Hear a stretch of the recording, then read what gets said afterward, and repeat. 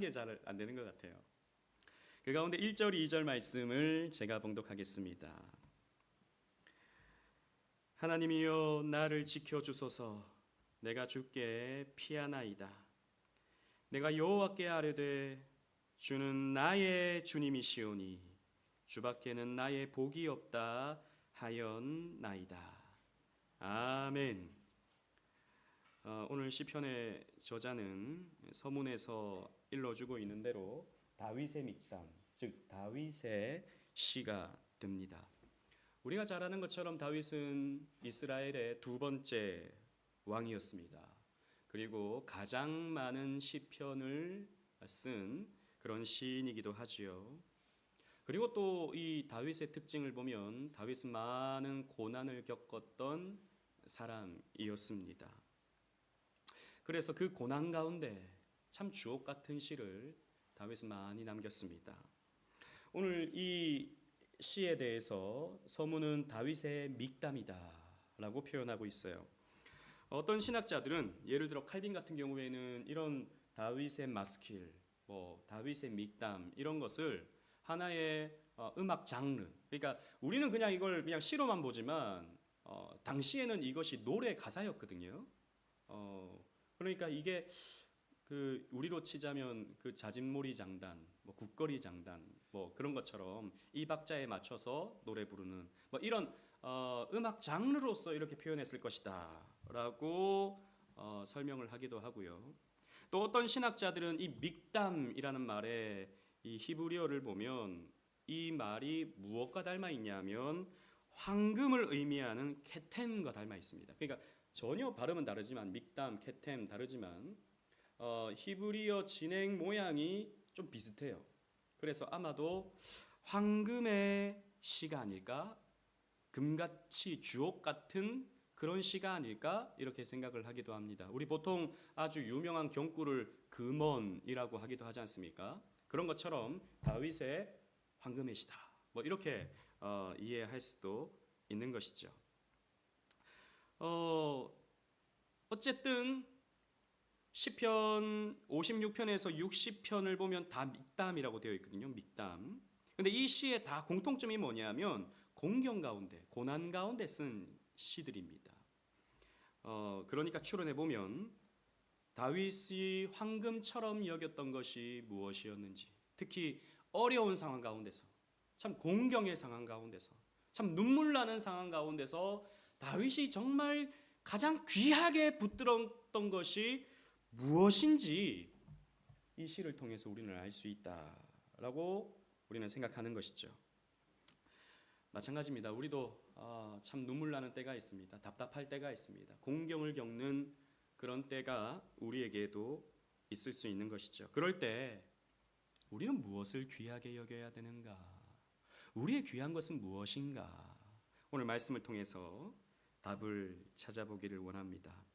먼저 이 시는요, 여호와를 의지하는 신앙인의 고백이 드러납니다. 1절, 2절 다 같이 읽어보는데요. 제가 1절을 읽고 2절 다 같이 읽겠습니다. 하나님이여 나를 지켜주소서. 내가 주께 피하나이다. 시작. 내가 여호와께 아뢰되 주는 나의 주님이시오니 주밖에는 나의 복이 없다 하였나이다. 아멘. 다윗은 여러 공경을 겪었습니다. 우리가 잘 아는 공경 크게 두 가지가 있죠. 첫 번째는 사울을 피해서 광야로 도망간 것. 그 다음에 또 도망간 것이 있습니다. 언제였습니다? 누구를 피해서입니까? 그렇죠. 압살롬을 피해서 다윗이 도망을 가기도 했습니다. 어느 때인지는 확실하게 알 수 없지만 다윗은 이렇게 노래하고 있습니다. 하나님이여 나를 지켜주소서. 내가 주께 피하였나이다. 라고 이렇게 노래하고 있습니다. 그렇습니다. 다윗은 광야로 피했지만, 다윗은 자기를 죽이러 오는 사람들을 피해서 달아났지만, 다윗은 자기가 피하는 그 대상이 누구인지 분명히 알고 있었습니다. 하나님께로 내가 피합니다 라고 노래하고 있는 것입니다. 그러면서 다윗의 고백은 이렇게 말합니다. 내가 여호와께 아뢰되 주는 나의 주님이시오니 라고 노래합니다. 이 말은 히브리어로 나의 아도나이가 되십니다. 나의 주님, 아도나이. 이 주님이라는 말이 히브리어로 아도나이지 않습니까? 근데 보통 여호와와 아도나이는 같은 그런 표현이죠. 성경에 보면 하나님은 나는 아브라함의 하나님, 이삭의 하나님, 야곱의 하나님이라고 말씀하시죠.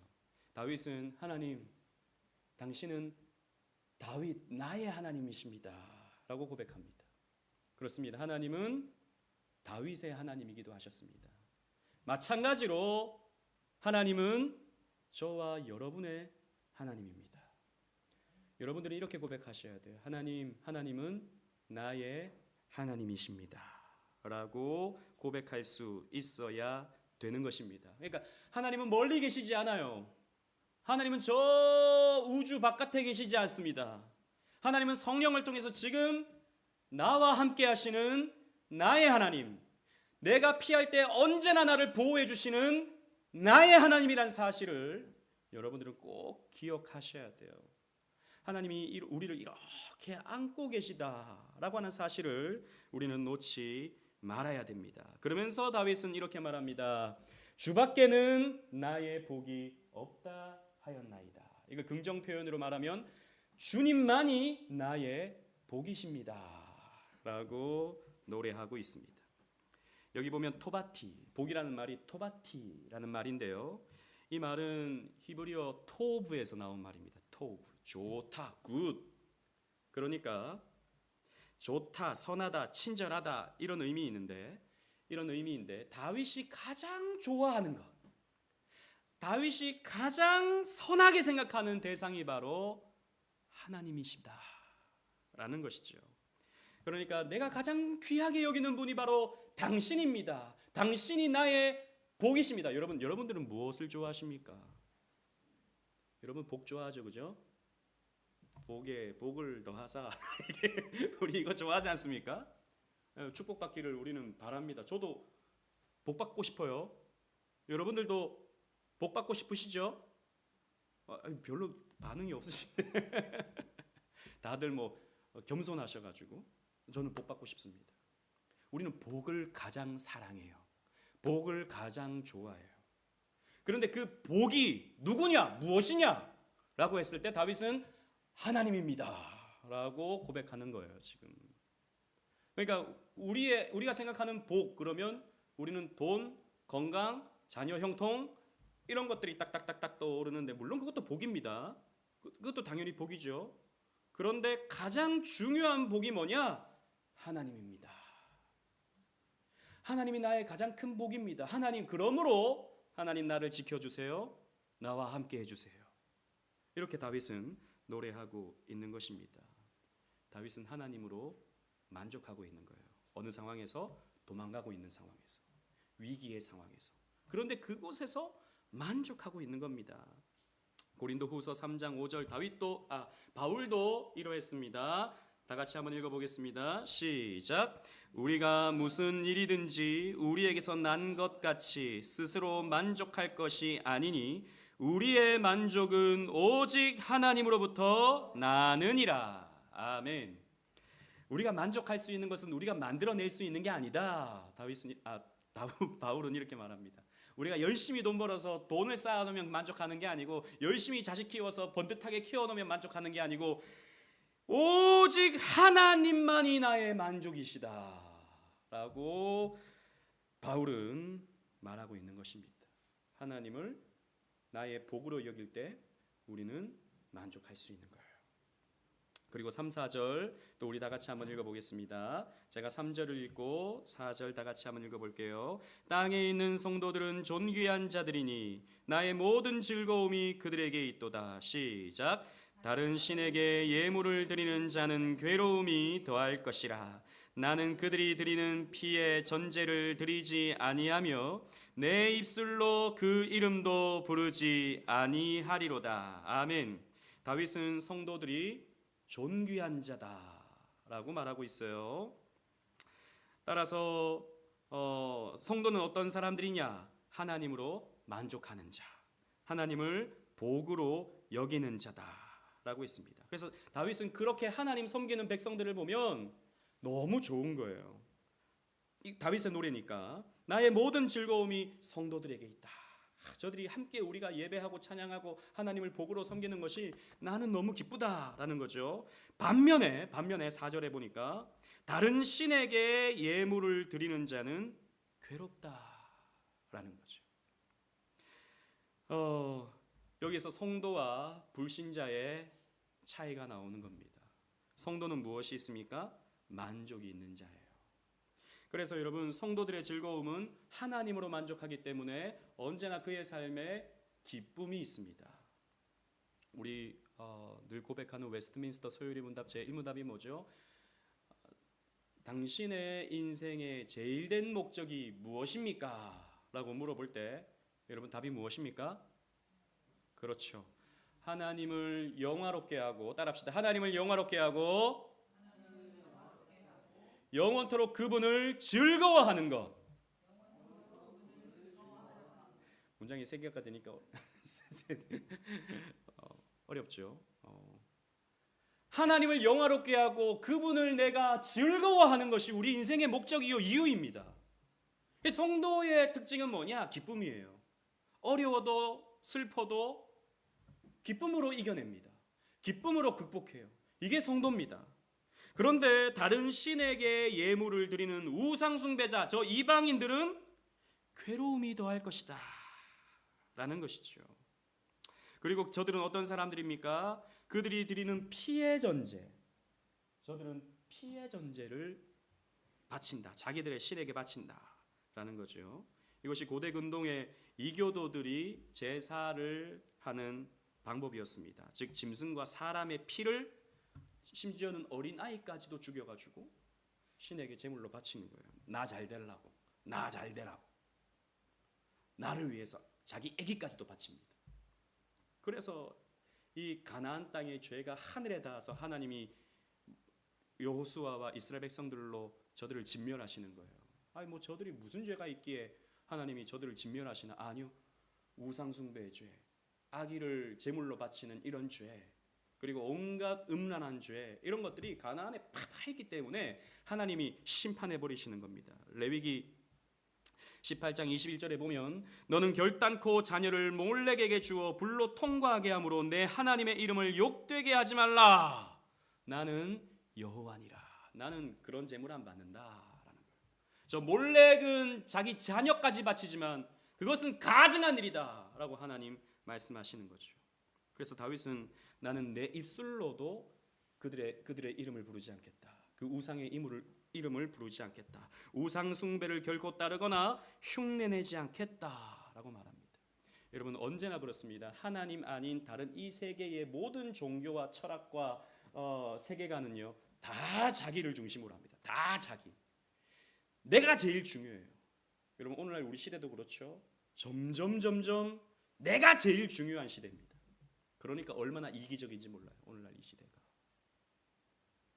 저기 제 아는 목사님이 얼마 전에 교통사고가 났는데 뒤에서 박았대요.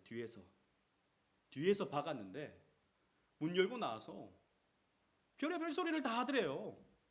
목사님이 되니까 뭐라고 뭐 험한 말은 못 하겠고 또 나중에 뭐 이 보험 또 이렇게 해야 되지 않습니까? 그럼 여러 가지 또 뭐 이렇게 조율도 좀 하고 해야 되는데 뭐 문 열고 나와가지고 그냥 욕부터 하기 시작하는 거예요. 아니, 자기가 박아놓고는 뭐 근데 요즘에 아무리 뒤에 박아도 100%가 안 나오는 거 아시잖아요, 그죠? 그 뒤에서 박아도 뭐 9대1 뭐 이렇게 나온답니다. 조금이라도 자기 유리하게 하려고 막 이렇게 욕도 하고 뭐 이런 쌍스러운 말도 하고 막 그러더래요. 얼마나 사람들이 이기적인지 모릅니다. 그런데 여러분 그렇게 살아서 과연 행복한가?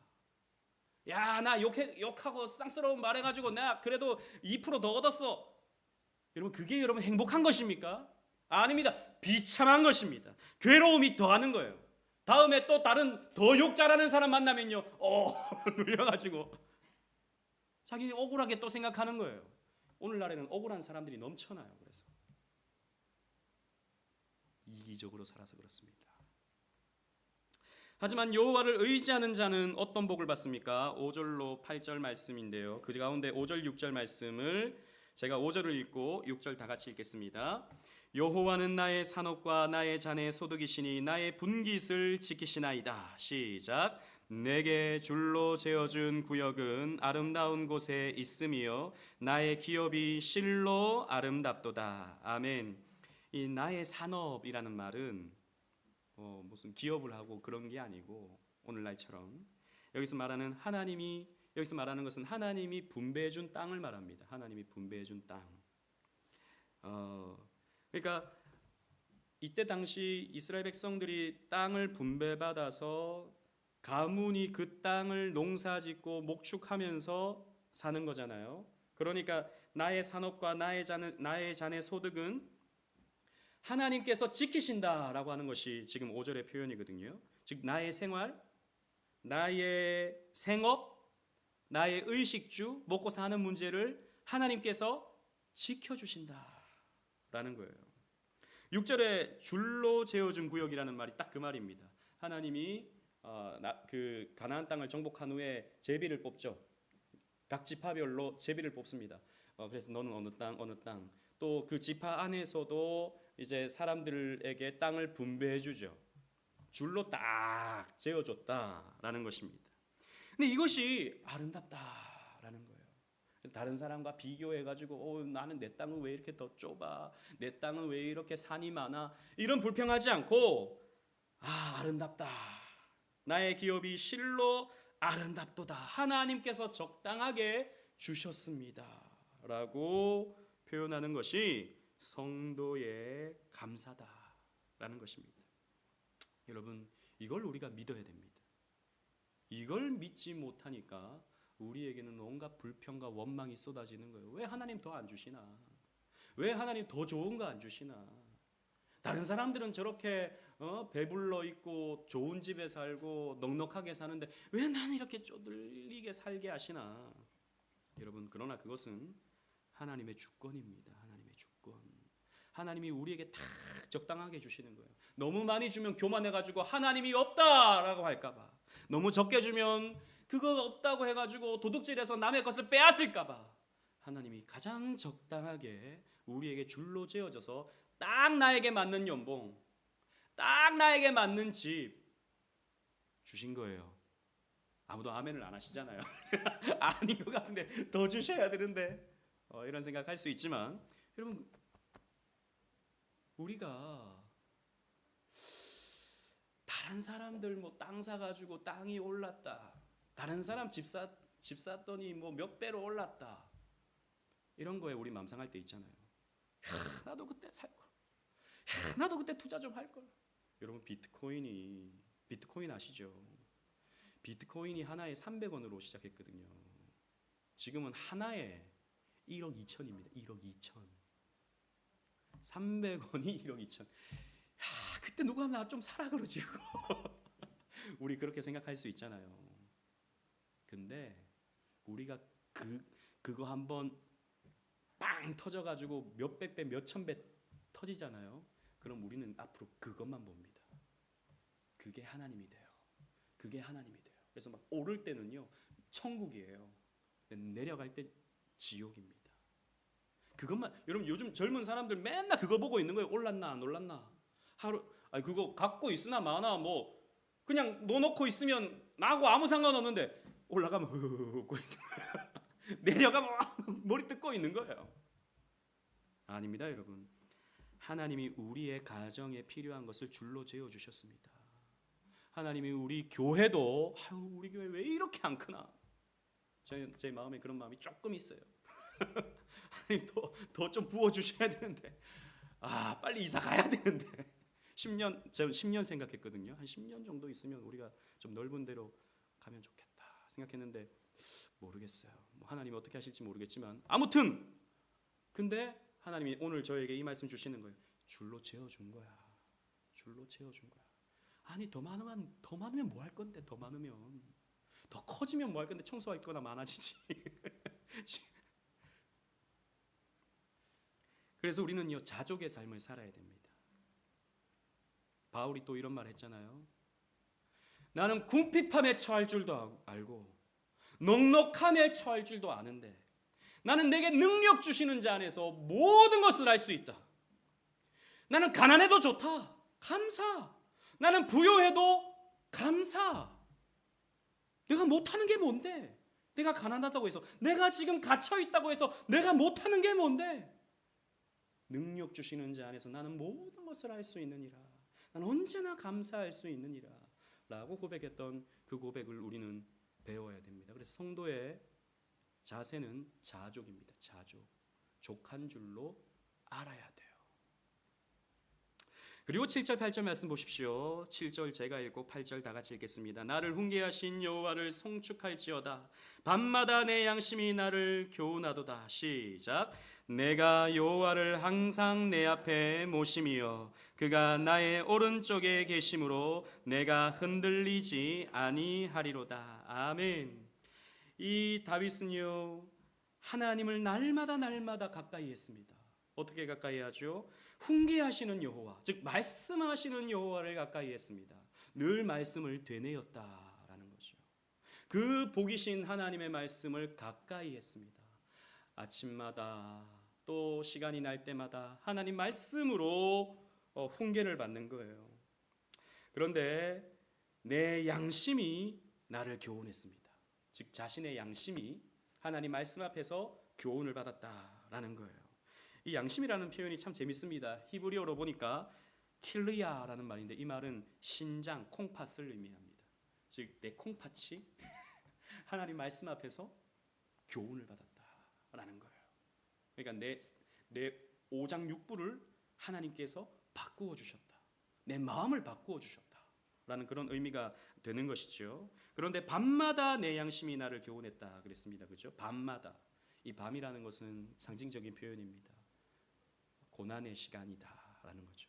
이 고난의 시간에 이 다윗은 하나님의 말씀을 가까이 함으로써 오히려 그 교훈을 받는, 그래서 그저 그냥 나에게 좋은 말씀, 나에게 위로가 되는 말씀, 나에게 격려가 되는 말씀 정도가 아니라 교훈을 받음으로써 그렇지, 내가 이렇게 그냥 두려워해서는 안 되지, 내가 이렇게 힘이 빠져 있어서는 안 되지 라고 하는 교훈을 받는 거예요.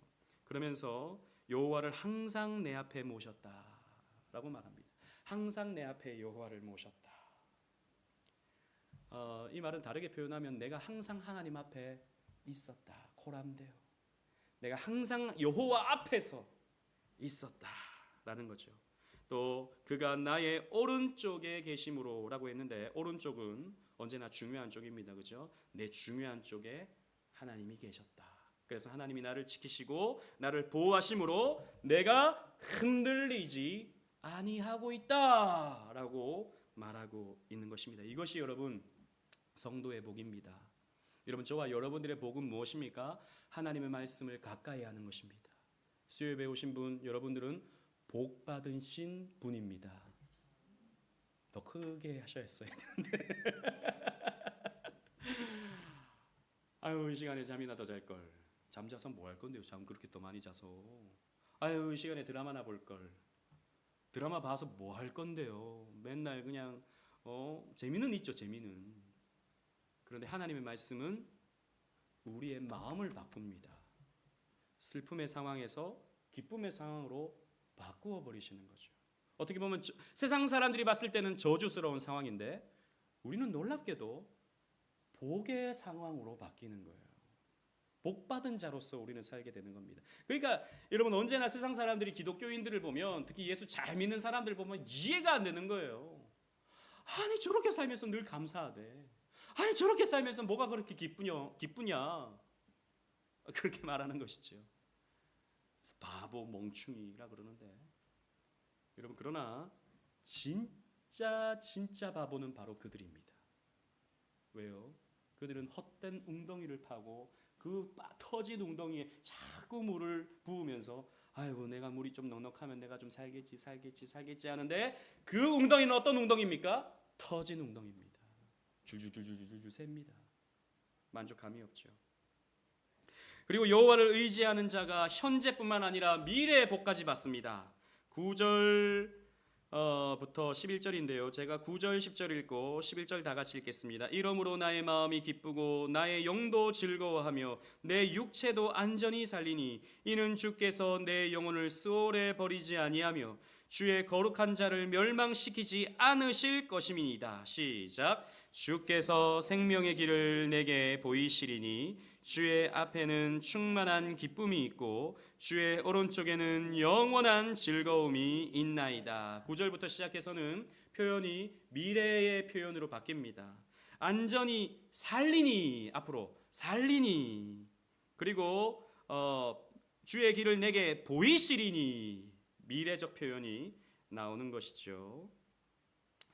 9절은 이제 이러므로라고 시작하고 있는데 앞에 있는 내용들로 인해서 그럼 결론이 어떻게 나는 거냐? 즉 나의 마음과 나의 영 그리고 내 육체도 안전할 것이다 라는 거예요. 여러분 기억하십시오. 여러분들의 마음과 여러분들의 영혼과 여러분들의 육체를 하나님께서 지키십니다. 그래서 우리를 스올로 버리지 아니하신다라는 거예요. 스올이라는 말은 우리가 잘 알죠, 그죠? 음부 혹은 지옥의 상태를 표현하는 히브리 단어입니다. 우리를 지옥 같은 고통 속에 내버려 두시지 아니하신다, 멸망시키지 아니하신다라는 겁니다. 이전 개역 한글에는 멸망시키지 않을 것입니다라고 하는 이 표현을 어디 갔니? 죄송합니다, 이거 안 했구나. 여기 멸망시키지 않으실 것임이다. 이 표현이 썩지 않게 하실 것이다라고 이렇게 표현을 했었어요. 여러분 이 단어를 기억하셔야 돼요. 썩음 당하지 않게 하신다. 왜냐하면 앞으로 이제 좀 연결이 되거든요. 하나님이 그렇게 우리를 보호하신다라는 거죠. 그리고 11절에 주께서 생명의 길을 내게 보이시리니.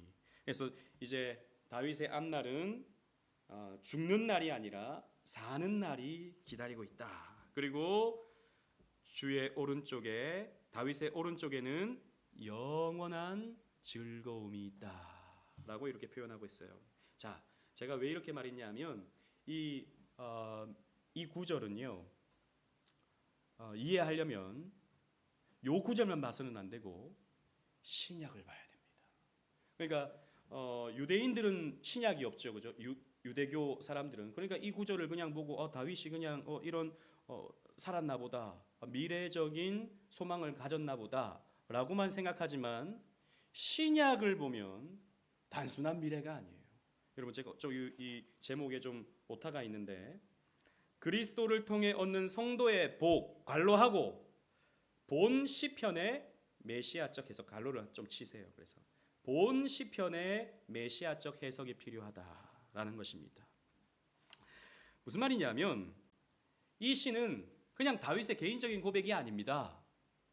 이 시는 7편의 시편 전체에 보면 7편의 메시아 예언시가 있는데, 앞으로 오시는 메시아 예언시가 있는데 그 예언시 중에 하나다라는 것이죠. 그래서 스펄전 목사님은 이 시편은 단순히 다윗의 노래가 아니라 예수님의 노래다라고 했어요. 예수님의 노래. 특히 3절, 10절이 그러하다라는 거예요. 여러분 3절 한번 보실까요? 3절 땅에 있는 성도들은 존귀한 자들이니 나의 모든 즐거움이 그들에게 있도다. 다윗의 고백으로 보면 그럴 수 있어요, 그죠? 땅에 있는 성도들이 나의 기쁨이다. 근데 이걸 예수님으로 대입하면 땅에 있는 성도들은 존귀한 자들이, 저들이 나의 기쁨이다. 우리가 지금 누구의 기쁨이 된다고요? 예수님의 기쁨이 된다. 또 10절 말씀. 이는 주께서 내 영혼을 스올에 버리지 아니하시며 주의 거룩한 자를 멸망시키지 않으실 것임이니이다.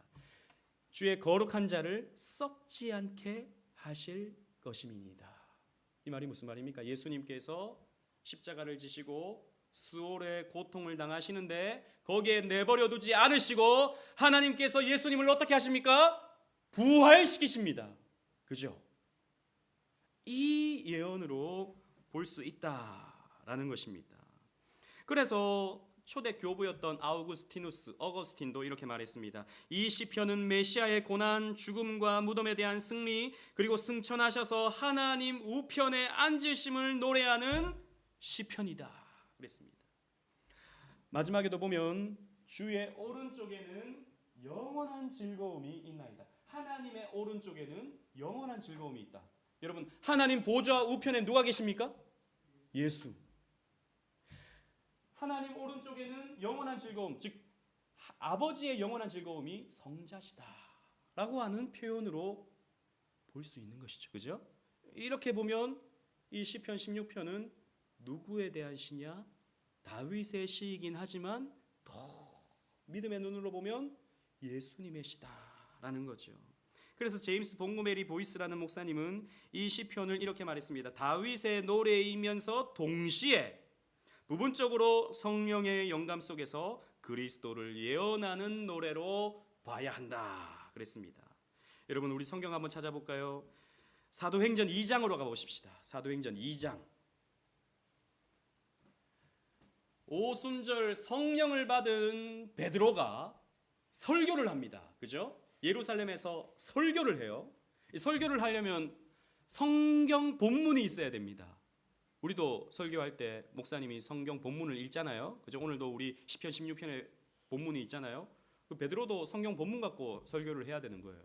성령 받은 베드로가 사도행전 2장 24절부터 설교를 하는데 25절부터 한번 보겠습니다. 25절부터 25절 우리 다 같이 한번 읽겠습니다. 시작.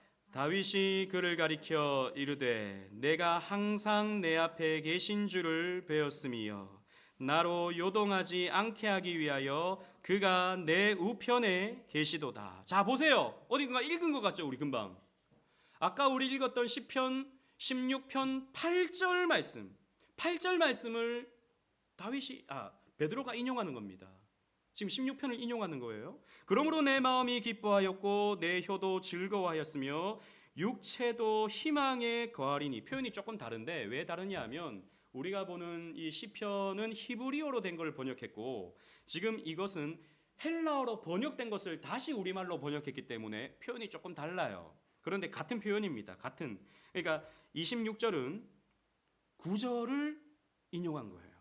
그리고 27절 다 같이 읽겠습니다. 시작. 이는 내 영혼을 음부에 버리지 아니하시며 주의 거룩한 자로 썩음을 당하지 않게 하실 것이미로다. 아까 우리 금방 읽었잖아요.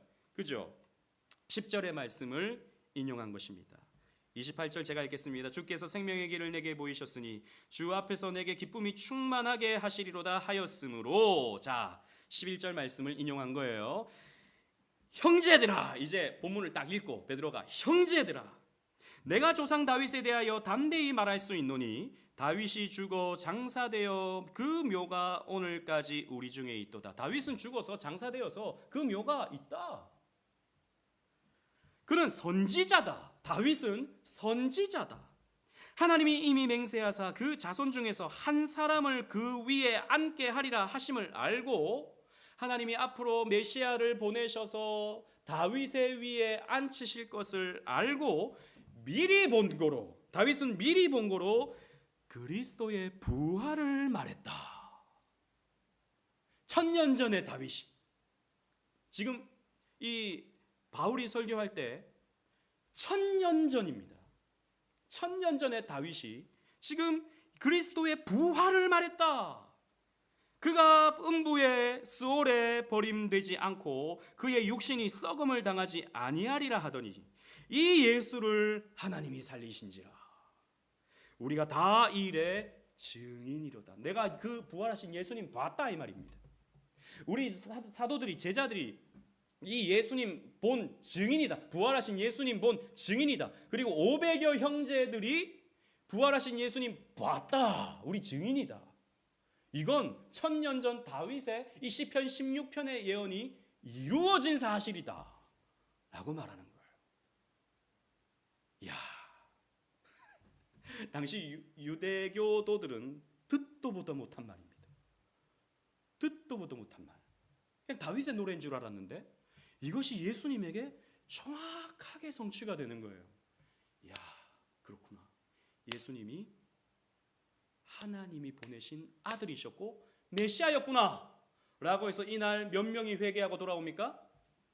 3,000명이 회개하고 돌아옵니다. 이 설교를 듣고, 이 베드로의 설교를 듣고 3,000명이 회개하고 돌아옵니다. 또 성경을 좀 넘기셔서 사도행전 13장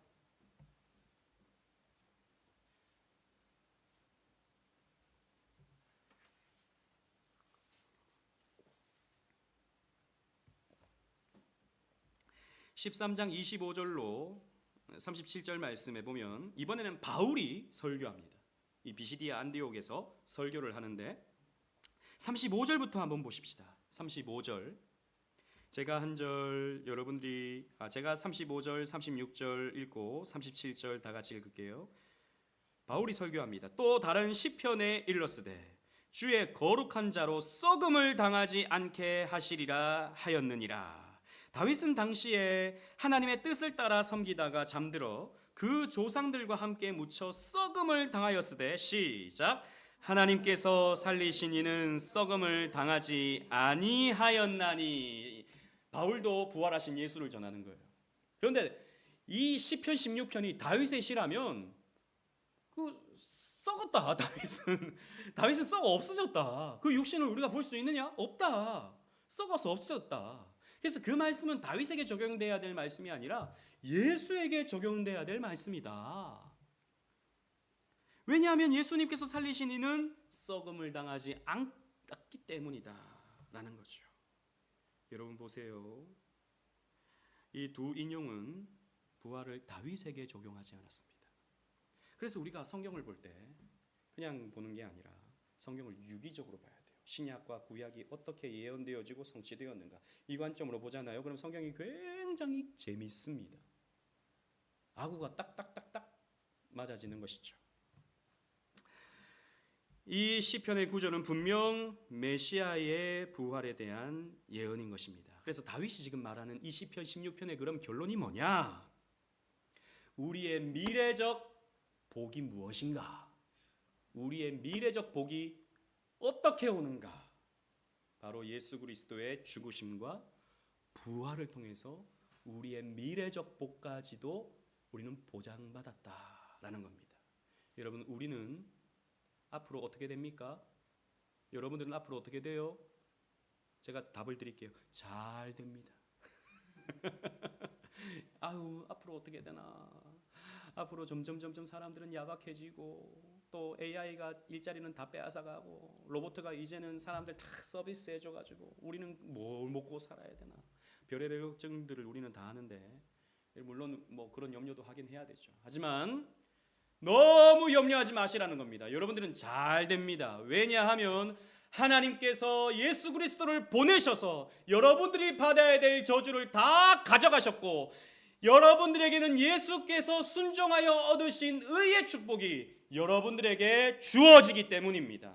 그래서 여러분들은 어려움을 당하나 잠깐 어려움을 겪고 또 복을 누리고 잠깐 힘겨움을 당하나 그 힘겨움을 겪다가 또 극복하여 기쁨을 회복하고 살다가 여러분들은 죽죠. 죽지만 죽는 게 아니고 천국 가서 안식하다가 예수님께서 다시 오시는 날 여러분들은 지금보다 더 멋지고 아름다운 모습으로 부활하게 될 것입니다.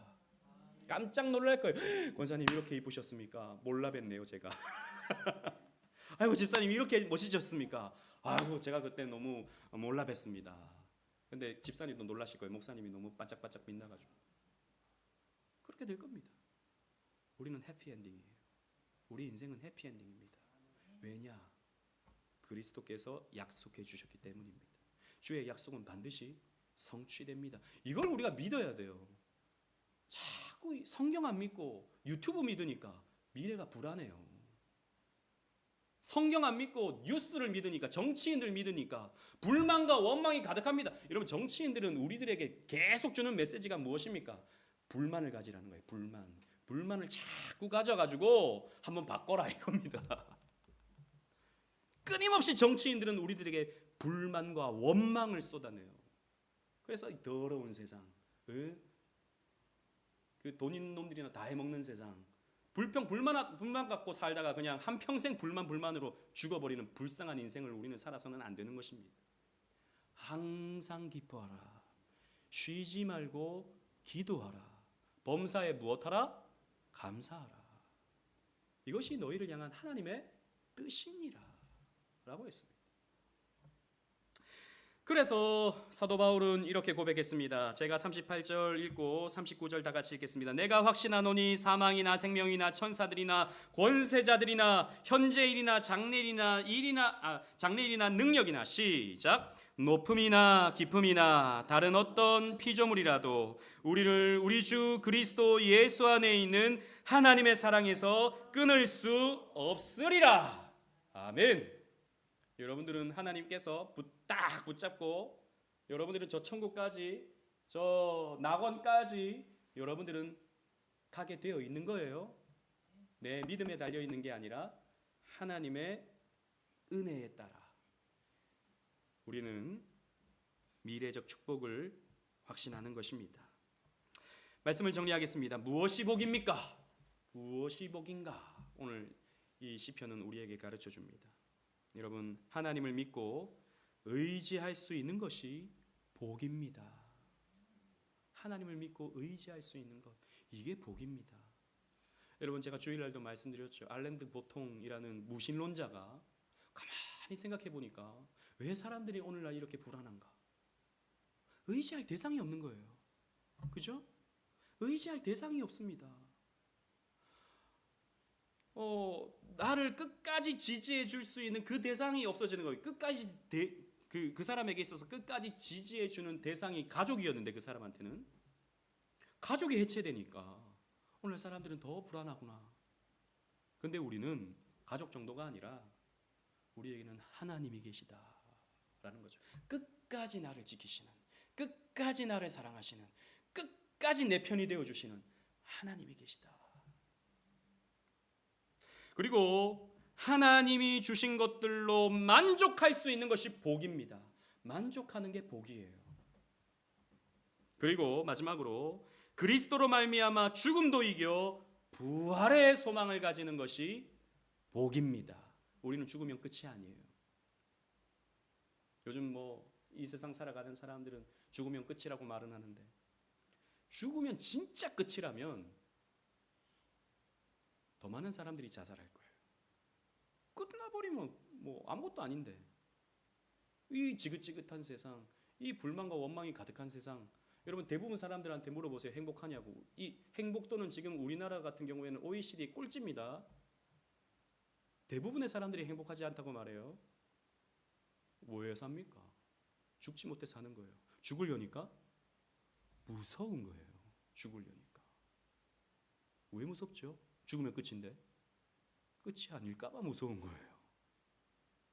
끝이 아니면 어떡하나. 그런 생각이 있으니까 함부로 죽지도 못하는 거예요. 그들도 은연중에 믿고 있어요. 죽음 뒤에 심판이 있다는 것을 은연중에 믿고 있습니다. 그러니까 죽음이 두려운 거예요. 죽음이 무섭습니다. 그러나 우리는 물론 죽음이 두렵죠. 그런 막연하기 때문에. 그러나 우리는 죽음의 두려움을 뛰어넘는 사람들입니다. 부활 소망이 있기 때문이죠. 여러분들은 복 받은 사람입니까? 이 복을 주님 오실 때까지, 주님 다시 만날 때까지 누리시는 저와 여러분들 되시기를 우리 주님의 이름으로 축원합니다.